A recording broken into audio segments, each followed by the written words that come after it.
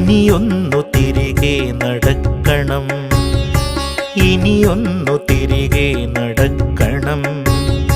വന്ന വഴിയോർത്തോർത്തു പോകണം, ഇനിയൊന്നു തിരികെ നടക്കണം, ഇനിയൊന്നു തിരികെ നടക്കണം.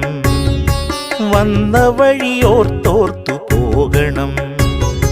മുള്ളുപതിച്ചൊരാ വേവിൻ്റെ ചൂടുള്ള പെരുവഴിയിലൂടെ തിരിക്കണം, ഇനിയൊന്നു തിരികെ നടക്കണം.